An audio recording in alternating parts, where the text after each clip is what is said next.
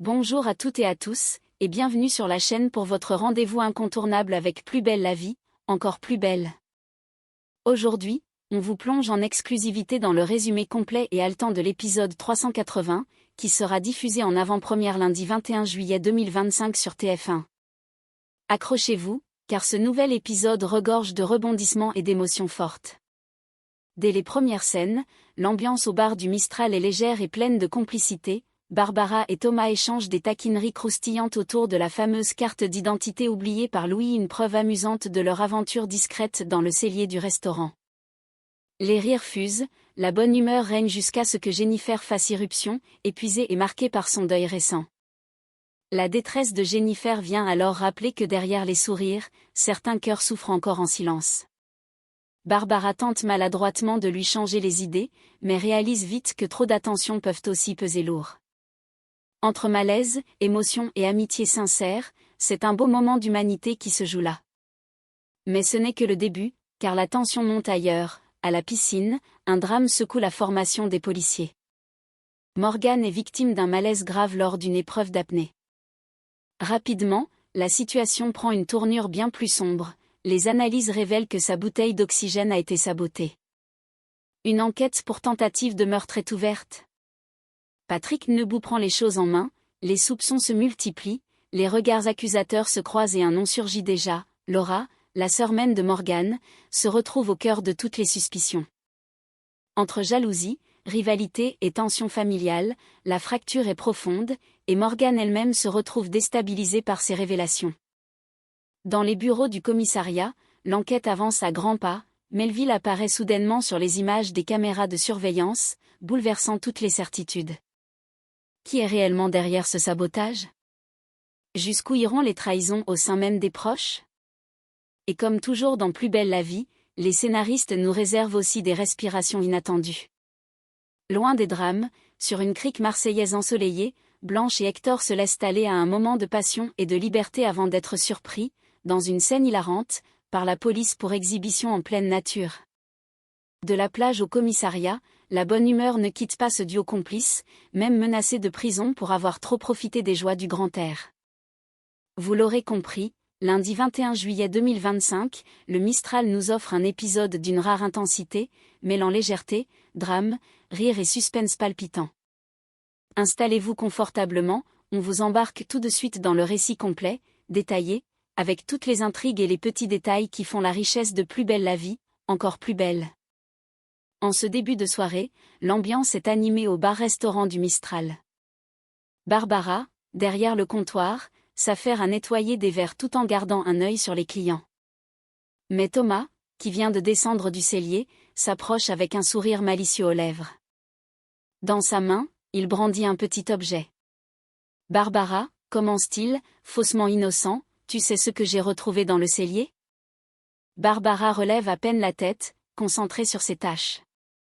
« Non, quoi donc ?» Thomas dépose alors doucement une carte d'identité bien connue sur le comptoir. Il la tourne pour qu'elle puisse lire le nom inscrit dessus. « La carte d'identité de Louis », précise-t-il, le regard pétillant de malice. Dans le cellier, Barbara, tu vois où je veux en venir? Barbara se fige une fraction de seconde, sentant déjà ses joues chauffer. Elle tente d'abord une pirouette. Ah, il a dû l'oublier en passant. Mais Thomas arque un sourcil, amusé, et enchaîne sans la lâcher du regard. Allez, Barbara, ne me fait pas croire que Louis était juste venu ranger des bouteilles. Vous avez quand même pas. Elle soupire, lâchant enfin prise, incapable de soutenir la comédie plus longtemps. Bon d'accord, avoue-t-elle dans un demi-sourire. Oui, on a profité du cellier mais promis, c'était après le service, personne n'a rien vu. Thomas éclate de rire, taquin mais pas vraiment surpris. Tu sais, t'as de la chance que ce soit moi qui tombe le dessus. Au même moment, Jennifer, qui venait de terminer d'apporter une commande en salle, s'approche, profitant de cette atmosphère détendue pour lancer, sur un ton plus sérieux. Barbara, je peux te demander un truc? Barbara, encore amusée par la remarque de Thomas, tourne la tête vers Jennifer. Bien sûr, qu'est-ce qu'il y a? Jennifer hésite une seconde puis se lance. Est-ce que je pourrais avoir un peu plus d'heures au Mistral, au moins pendant quelques semaines? Avec le déménagement, ça m'aiderait vraiment financièrement. Le visage de Barbara s'adoucit instantanément. Bien sûr, Jennifer, on va s'arranger. Thomas, témoin de cet échange, adresse à Barbara un petit clin d'œil complice. Voilà qui prouve que tu sais aussi être une patronne exemplaire en dehors du cellier. Barbara secoue la tête, amusée, tandis que Jennifer esquisse un sourire, soulagée par cette réponse. L'ambiance redevient légère, mais derrière les rires, chacun sent que les liens entre eux n'ont jamais été aussi solides. Thomas et Barbara rient encore, se lançant des regards complices, taquinant l'affaire de la carte d'identité retrouvée dans le cellier. Légèreté, plaisanterie, l'instant est simple, presque joyeux. Mais soudain, Jennifer apparaît, surgissant de la salle. Sa présence interrompt immédiatement leur éclat de rire. Sa silhouette seule suffit à faire retomber l'ambiance, elle porte dans ses yeux la fatigue et la douleur encore vive du deuil. Barbara sent aussitôt monter en elle une gêne inattendue. Elle réalise qu'elle est en train de s'amuser, d'étaler sans retenue son petit bonheur, alors que Jennifer traverse un moment sombre. Un malaise la gagne, la coupe net dans son élan. Cherchant maladroitement à se rattraper, elle lui lance, d'un ton trop enjoué pour être naturel. « Jennifer, tu veux que je te prépare un petit dessert? Je peux te faire quelque chose de sympa, si tu veux. » Mais Jennifer, lasse, n'a même pas la force de répondre tout de suite. Elle se contente d'esquisser un sourire triste avant de s'éloigner sans rien dire, rejoignant une table isolée. Là, seule face à son café, elle sort ses écouteurs, enfile l'un d'eux, et lance sa playlist préférée, espérant trouver un peu de répit dans la musique. Ses yeux errent dans la salle. Autour d'elle, des couples discutent, s'embrassent, rient des gestes tendres qui lui rappellent douloureusement ce qu'elle a perdu. Quelques minutes plus tard, Barbara arrive discrètement à sa table, tenant dans ses mains une assiette joliment présentée, un dessert préparé spécialement pour Jennifer, dans l'espoir naïf de lui faire plaisir. Barbara dépose doucement l'assiette devant elle, cherchant son regard avec douceur. « Tiens, je me suis dit que ça te ferait plaisir. » Jennifer retire lentement un écouteur, relevant enfin les yeux vers elle. Sa voix est calme, mais fatiguée, et ses mots trahissent ce qu'elle ressent vraiment. « Je sais bien que tu fais tout pour me faire plaisir, Barbara, mais c'est le contraire qui se passe. » Barbara reste figée un instant, touchée par la sincérité désarmante de Jennifer. Elle comprend alors que, malgré toute sa bonne volonté, ses gestes attentionnés pèsent peut-être plus qu'ils ne réconfortent. Dans un silence chargé d'émotions, Barbara s'assoit à côté d'elle, déposant simplement une main amicale sur son bras, sans chercher à dire quoi que ce soit de plus. Juste être là sans insister, sans surjouer la consolation. Et Jennifer, les yeux embués, laisse enfin tomber ce masque de force, elle ne demande pas plus de douceur, juste un peu de discrétion dans sa douleur. Assises côte à côte à une table du Mistral, Jennifer et Barbara savourent un moment plus apaisé après les maladresses des derniers jours. Jennifer laisse enfin tomber sa carapace, sa voix douce mais ferme.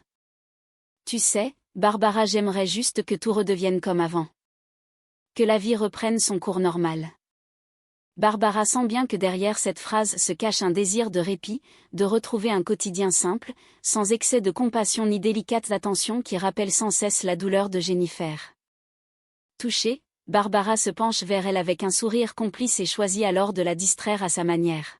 « Eh bien, pour te prouver que la vie continue, tu veux que je te dise un secret ? » murmure-t-elle en se penchant un peu plus. Jennifer relève un sourcil, intriguée. « Un secret ? » Barbara éclate de rire. « J'ai couché avec Louis dans le cellier du resto. » Jennifer écarquille les yeux, d'abord interloquée puis éclate de rire à son tour, véritablement amusée. « Non mais sérieux ? Ici ? » Barbara acquiesce, hilar. « Oui. Ici même. Je te jure. » Ce rire partagé, sincère et léger, fait du bien à Jennifer. Un instant de légèreté comme elle n'en avait pas eu depuis longtemps, un petit rappel que la vie, malgré tout, continue et qu'elle peut encore être imprévisible et drôle. Pendant ce temps, à la piscine où se déroule l'épreuve d'apnée, le climat est beaucoup plus pesant. Le verdict médical est tombé, Morgane a bien été victime d'une crise de convulsions suivie d'une perte de connaissance. L'annonce du diagnostic circule parmi les participants, chacun échangeant des regards inquiets. Le coach, tentant de rassurer les troupes, prend la parole. Écoutez, ce genre d'incident peut arriver mais on va être vigilant, d'accord ? Concentrez-vous sur les prochaines épreuves. Mais en marge de ce discours, l'ambiance reste tendue. Certains policiers murmurent leur inquiétude, peu convaincus par le ton rassurant du coach. À la fin de l'épreuve, Patrick Nebou s'approche de ce dernier, le visage fermé, son regard sévère. « Écoutez-moi bien », commence-t-il d'une voix ferme. « C'est le deuxième incident qu'il y a sous votre responsabilité. » Le coach encaisse la remarque, visiblement gêné, mais Patrick insiste, le regard perçant. « Je ne peux pas fermer les yeux plus longtemps. Il faut clarifier ce qui se passe ici. » Dans l'ombre de ces mots, une inquiétude plus sourde se dessine, l'idée qu'un incident ne soit peut-être pas dû au hasard. Un premier suspect pourrait bien se profiler. À la résidence Massalia, l'inquiétude est palpable. Steve fait les 100 pas dans le hall, incapable de tenir en place depuis que Morgan a été transporté d'urgence à l'hôpital. Son regard se tourne sans cesse vers la porte d'entrée, espérant des nouvelles, rongé par l'angoisse et l'impuissance. Enfin, Laura arrive, visiblement fatiguée mais soucieuse de rassurer. Aussitôt, Steve s'avance vers elle, la voix tendue. « Alors ? Tu as eu des nouvelles ? Comment elle va ?» Laura hoche doucement la tête, cherchant à peser ses mots pour ne pas dramatiser davantage. Elle a repris connaissance. C'est déjà rassurant. Steve laisse échapper un soupir mêlé de soulagement et de tension encore tenue. Mais Laura poursuit, plus grave. Par contre, les médecins restent prudents. Elle a manqué d'oxygène, ils doivent vérifier si elle risque des séquelles neurologiques. Ces mots frappent Steve de plein fouet. Il se passe une main nerveuse sur le visage, le regard perdu. Des séquelles, murmure-t-il, abasourdi. C'est-à-dire ? Laura secoue la tête, impuissante. Pour l'instant, personne ne peut savoir. Il faut attendre. Pendant ce temps, ailleurs, Jules est assis seul sur son lit, son téléphone en main, incapable de trouver le repos. Le visage fermé, il compose à nouveau le numéro de Morgan, dans l'espoir absurde qu'elle décroche malgré la situation. Sans surprise, l'appel tombe directement sur sa messagerie. Il inspire profondément, se donnant quelques secondes avant de parler. Sa voix est hésitante mais sincère lorsqu'il enregistre son message. « Morgan, c'est moi. Je sais que tu ne peux pas m'entendre pour l'instant, mais je voulais te dire que je suis désolée. Vraiment désolée pour tout ce que je t'ai dit, j'ai été nulle, j'étais en colère, mais je ne pensais pas un mot de tout ça. » Il marque une pause, la gorge nouée, puis reprend, plus bas. « J'espère que tu écouteras ce message quand tu te réveilleras, je veux qu'on se parle. Je tiens à toi. » Il raccroche, laissant le téléphone tomber sur ses genoux. Dans son regard, une douleur profonde, il sent que leur relation est plus fragile que jamais, qu'un fossé s'est creusé et il ignore s'il pourra encore le combler. Leur couple va-t-il surmonter cette nouvelle épreuve ? Se demande-t-il intérieurement, rongé par la culpabilité. Au fond, une certitude l'envahit, tout dépendra désormais de Morgan et de sa capacité à lui pardonner, mais aussi à se relever. Au commissariat du Mistral, l'atmosphère est tendue. Dans la salle de réunion, Charlotte Delapointe se tient debout devant ses collègues, un dossier en main. Elle prend une grande inspiration avant d'annoncer, d'une voix ferme. Après analyse complète, j'ai établi la cause du malaise de Morgan. Sa bouteille contenait une concentration d'oxygène bien trop élevée. Autour d'elle, un silence glacial s'installe. Charlotte poursuit. Une hyperoxie, c'est rare, ça ne peut pas être une simple erreur. Tout indique que quelqu'un a délibérément trafiqué sa bouteille avant l'épreuve. Les policiers échangent des regards lourds de suspicion, l'affaire prend désormais une tournure inquiétante. Une tentative de sabotage au sein même du groupe. Pendant ce temps, à l'hôpital, Morgan repose dans son lit, pâle et épuisé. Son regard est perdu, encore sous le choc. Vadim est installé à son chevet, attentif et prévenant, veillant sur elle avec tendresse.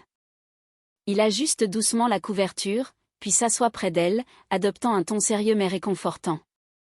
Morgane, il faut que tu le saches, ce n'était pas un simple accident. Quelqu'un a saboté ta bouteille. Morgane fronce les sourcils, sidéré. Saboté? Mais qui ferait ça? Vadim hésite, puis laisse tomber à demi-mot, choisissant soigneusement ses paroles. Écoute, je n'ai aucune preuve, mais il faut envisager que Laura ait pu être impliquée. Cette rivalité entre vous, ça a peut-être pris un tournant plus grave. Avant même que Morgane ne puisse répondre, la porte de la chambre s'ouvre brusquement. Laura entre d'un pas vif, le regard noir, les bras croisés. Elle a tout entendu. Vraiment, Vadim? Lance-t-elle, cinglante, sa voix résonnant dans la pièce. Tu balances des accusations dans mon dos, maintenant? Morgane se redresse légèrement, surprise par cette entrée fracassante, alors que Vadim se lève, conservant son calme mais soutenant le regard furieux de Laura. Laura s'avance, visiblement blessée mais aussi furieuse. Comment tu peux dire ça? Poursuit-elle en s'adressant à Vadim. Tu crois que je serais capable de saboter la bouteille de ma propre sœur? Vadim garde sa voix posée mais ferme. Laura, tu étais tendue, en colère. Tu n'as cessé de la rabaisser avant l'épreuve, alors oui, je me pose des questions. Un silence tendu s'installe dans la chambre. Morgane, entre ses deux proches, se sent prise au piège, déstabilisée par la tournure des événements. Laura, blessée, se tourne vers sa sœur. Tu crois vraiment ça toi aussi, Morgane? Morgane baisse les yeux, incapable de répondre. La méfiance est désormais installée. Ce moment marque une fracture. Après l'épreuve, ce sont désormais les liens familiaux eux-mêmes qui vacillent. Au centre d'entraînement, Patrick Nebou se tient face au coach d'Elma, le regard dur, la mâchoire serrée. La tension est palpable entre les deux hommes. Coach d'Elma, annonce Patrick d'une voix ferme, une enquête pour tentative de meurtre a été officiellement ouverte. Delma se fige, blême. Tentative de meurtre? Répète-t-il, sidéré. Patrick hoche la tête, sans détour. On a la preuve que la bouteille d'oxygène de Morgane a été trafiquée avant l'épreuve. Ce n'était pas un accident. Autour d'eux, les murmures commencent déjà à circuler parmi les participants. L'annonce fait l'effet d'une bombe, qui, parmi eux, aurait pu aller jusque-là? Et surtout, le concours de la BRI va-t-il être annulé? Pour l'instant, le mystère reste entier et Patrick garde ses conclusions pour lui. Mais une chose est sûre, plus rien ne sera comme avant. En fin de journée, au commissariat, Jean-Paul Boé visionne attentivement les images des caméras de surveillance de la piscine, enregistrées peu de temps avant l'épreuve fatale. Son regard est concentré, son doigt prêt à appuyer sur « pause » au moindre détail suspect. Soudain, la porte du bureau s'ouvre à la volée. Charlotte entre précipitamment, son visage grave mais éclairé par une détermination sans faille. « Boé, dit-elle, reprenant son souffle, j'ai enfin identifié un suspect. » Boé se tourne brusquement vers elle, le cœur battant. « Qui ça ?» demande-t-il, d'une voix urgente. Charlotte s'approche, posant un dossier sur la table. Mais avant qu'elle ne révèle l'identité du suspect, l'image s'arrête sur l'écran, un visage bien connu apparaît, celui de Melville. Pendant ce temps, loin de ces tensions, une scène plus légère se joue sous le soleil de Marseille. Sur une crique isolée, baignée de lumière, Blanche et Hector profitent d'un rare moment de tranquillité. Allongés sur une serviette, bercés par le bruit des vagues, ils savourent cet instant suspendu. Hector, le regard espiègle, se penche vers Blanche et murmure à son oreille. « Tu sais, j'aimerais réaliser un vieux fantasme, faire l'or sur une plage. » Blanche éclate de rire, amusée et touchée par sa franchise. « Eh bien, qu'est-ce qu'on attend ?» répond-elle malicieusement. Sans la moindre hésitation, elle commence à se déshabiller, laissant tomber ses vêtements sur le sable chaud, ses gestes libres et légers.